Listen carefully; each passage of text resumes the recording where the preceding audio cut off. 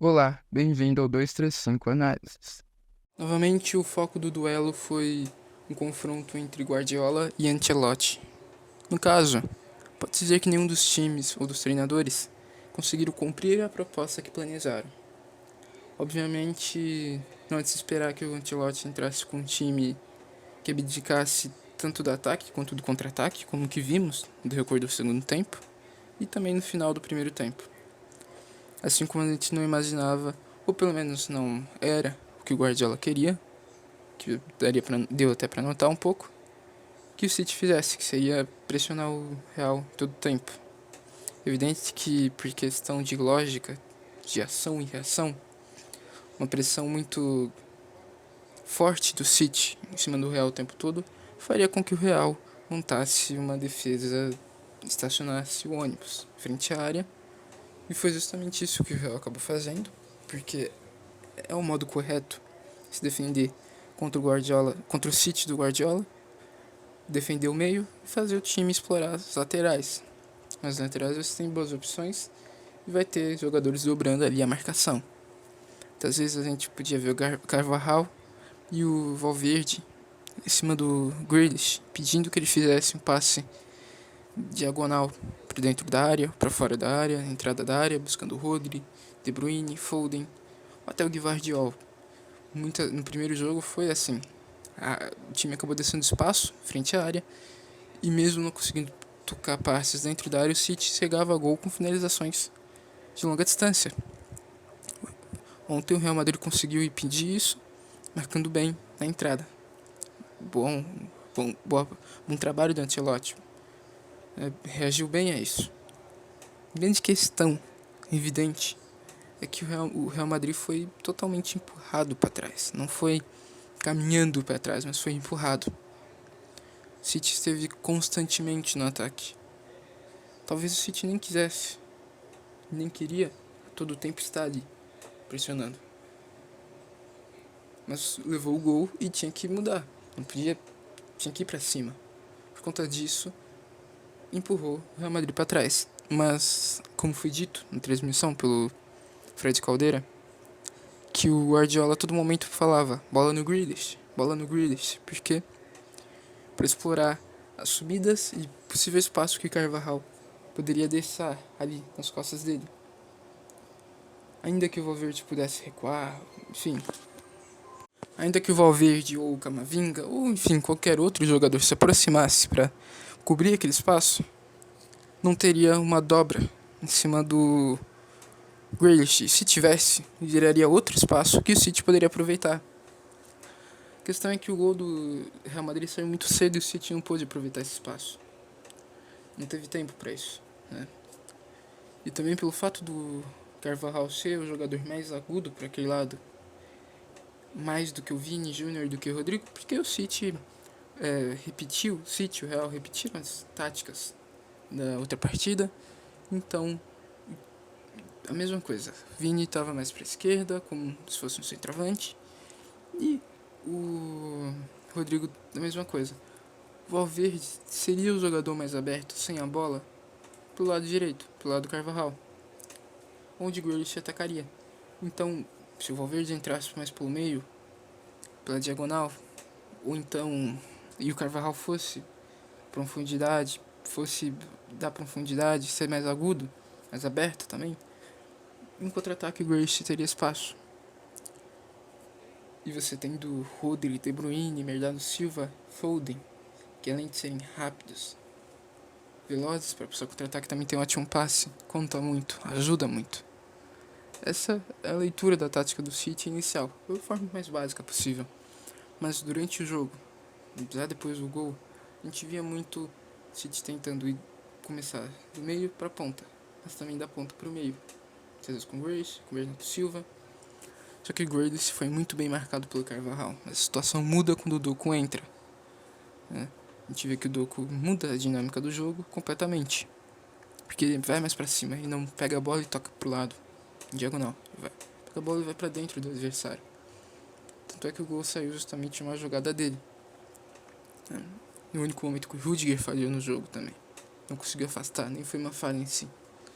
Mas enfim, individualmente, foi um bom jogo, principalmente do City, mas também do Real Madrid. Só que a individualidade do Real Madrid esteve mais centrada na defesa, como a atuação do Carvajal, que foi bem sim, o próprio Rudiger, o Nacho também fez uma boa partida, o Mendy novamente bem, Camavinga, Valverde, Kroos fechando muito bem ali pelo meio esse trio.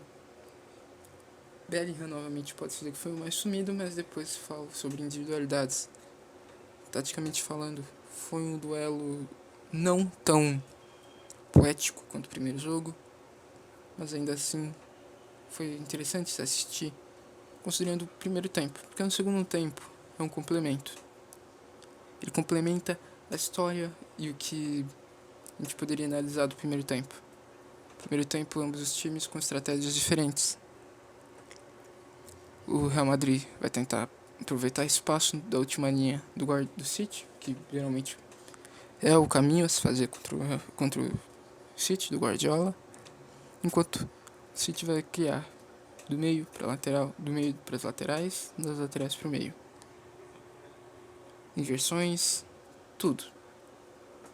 Só que naquele momento o City ia pensar mais, esperar o Real Madrid agir para poder contra-atacar, poder mostrar uma resposta, para poder corresponder ao Real Madrid. No entanto, não deu muito certo por conta do gol, que saiu muito rápido e prejudicou todos os planos, tanto de Guardiola quanto de Ancelotti. O único erro do Guardiola na escalação foi ter mantido o Akanji. Pode ser uma perseguição, uma visão particular, mas geralmente o Akanji, quando pega a bola, mostra pouco. E quando o City está sendo atacado, ele é realmente o elo mais fraco, ele demonstra isso, não passa segurança alguma. E se o Stones estava 100%, isso é um ponto a se avaliar. E não tem como dizer que a presença do Akanji em campo ocasionou na derrota, mas foi um ponto importante. Poderia ter vindo com a Ake, se o Ake também estivesse bem. O Stones tinha uma das duas opções, mas eu justamente com a Akanji, que é provavelmente o zagueiro ou defensor mais fraco do City. Até o Rico Livre seria uma opção melhor, mas, enfim. Walker voltou, Ederson voltou, a formação foi correta, faltou Stones na do Akanji, realmente. O Real veio na mesma coisa também, só mudou o Nacho no lugar do Tchouaméni, que estava suspenso, tá pendurado, acabou sendo suspenso. Foi a mesma coisa, não mudou absolutamente nada. E o Nacho fez uma boa partida, jogou bem, ajudou, marcou bem, o Haaland anulou o Haaland, enfim, só isso. O Walker marcando o Rodrigo ou o Vini Júnior é sempre um duelo fantástico, porque, verdade seja dita, na maioria das vezes o Walker vai anular o Vini Júnior. Tanto é que a assistência do Vini Júnior sai justamente do outro lado do campo, que seria nas costas do Akanji novamente, Complicado. Da Akanji ou do Guardiola. Mas sempre que o Walker encontrar, duelar com o Vini Júnior, ele vai sair muito bem. O De Bruyne pode dizer que foi o nome do jogo pro City. Foi o melhor em campo. Fez o gol, não só por isso, mas porque fez uma boa partida. Poderia ter feito o gol da classificação? Não fez, Acabou perdendo, mas erros acontecem, por N fatores. Doku mudou o jogo, totalmente, entrou muito bem. É uma dinâmica diferente do Grealish, do Bernardo Silva também. É um jogador que vai ser mais agudo, mais incisivo.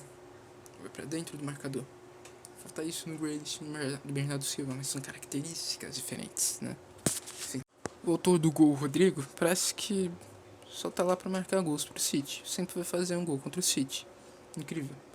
Mas por outro lado, faltou participar mais das jogadas, Mas a questão de que o time do Real foi totalmente engolido. Os reais destaques da partida foram defensivos. Mas eu não consideraria pro Carvajal aí, porque o Doku deu uma... Posso dizer, balançou ele bastante, Chamou pra dançar algumas vezes. Se sobressaiu o Carvajal. Tanto é no lance do gol, bem, uma jogada do Doku. O Rudiger foi o principal nome defensivo do City, do Real, ontem, fugindo as datas. Enfim, jogou muito bem. No primeiro jogo anulou o Haaland, hoje não teve esse trabalho.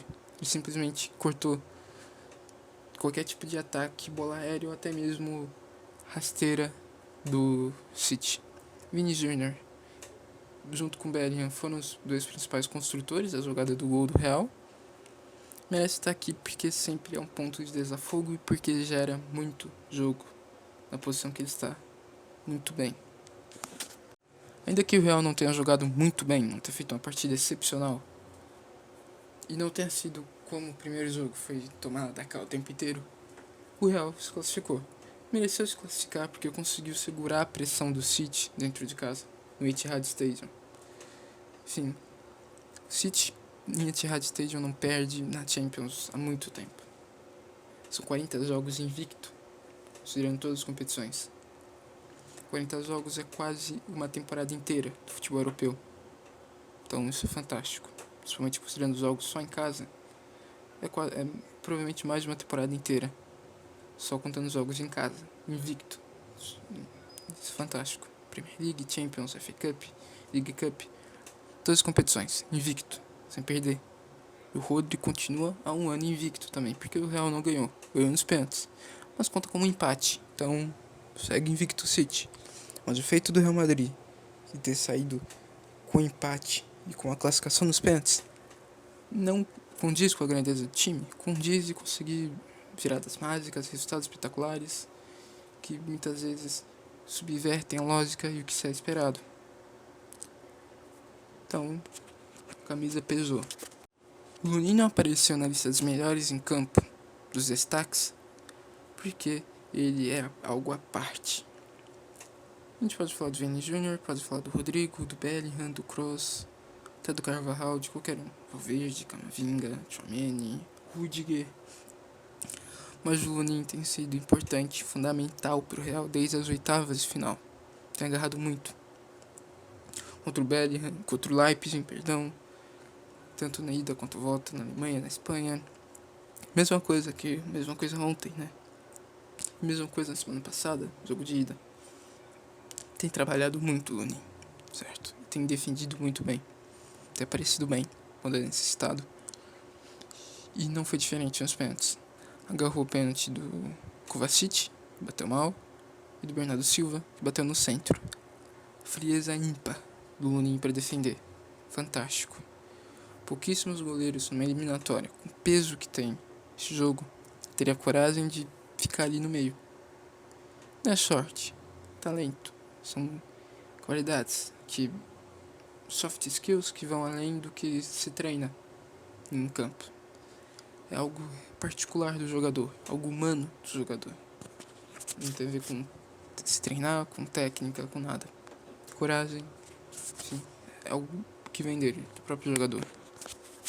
É isso que faz que um time como o City, que pode ser padronizado, muitas pessoas vão falar isso, que é posicional, mas que mesmo todo mundo sabendo o que o City vai fazer, tem diferença. Cada jogo é um jogo, porque cada jogo é um dia diferente, cada jogador tem corda diferente um dia, treina diferente, joga aquele dia e tem uma mentalidade diferente. O material humano que diferencia os jogadores, a mente humana que diferencia um jogador de um robô, de um videogame, por exemplo. Como eu disse, os duelos do Walker com Vini Jr. sempre são fantásticos, né? O Walker geralmente vai ganhar. No primeiro tempo esse duelo existiu, mas no segundo não. Mas geralmente o Walker ganha na velocidade, na força. Ele é um jogador fantástico. É provavelmente o melhor lateral do mundo na atualidade. Marca muito bem, tem velocidade, tem tudo para marcar os melhores do mundo, né? E outro destaque, uma dupla fantástica que tem surgido no futebol e que tem que ser, se conseguir entregar o mesmo na seleção, tem que estar sempre junta, que é Rodrigo e Vini. Outra partida fantástica dos dois. Os dois jogando ali pela esquerda, incontrolável, imbatível. Exceto quando você tem Walker, né? É diferente. Uma espetacular virada do PSG para cima do Barcelona no Camp Nou. E também a grande virada do Borussia para cima do Atlético de Madrid, do Atlético, Alemanha. Tivemos a primeira semifinal definida na terça-feira.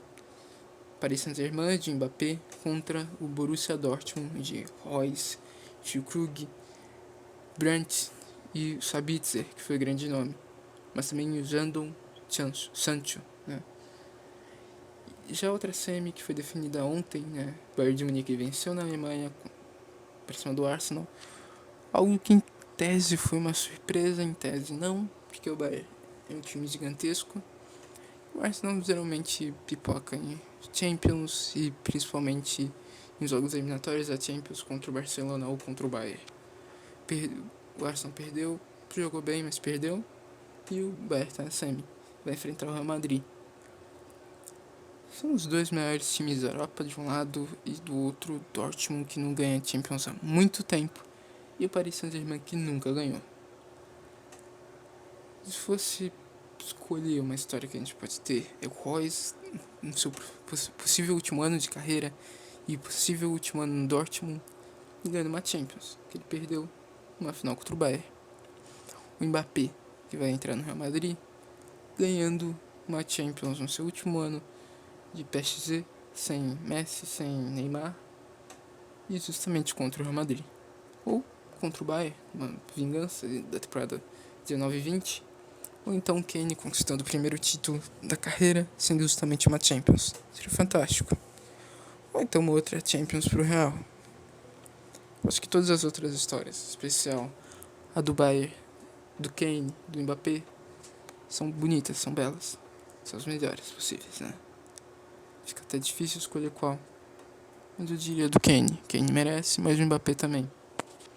Acredito que, independente do que acontecer com o Real Madrid, sendo campeão ou não, ou Dortmund, a bola de ouro vai pro Mbappé. O Vini não ganha e muito menos nenhum do Dortmund vai ganhar. O Kane, campeão, é a única coisa que pode bater o Mbappé. Mas tem a Eurocopa ainda que deve terminar de decidir isso. Mas eu diria que vai ficar entre os dois, Kane e Mbappé. Bola de ouro. Enfim, agradeço a todos que assistiram até aqui. Então curta, se inscreva e compartilhe. Até mais, falou.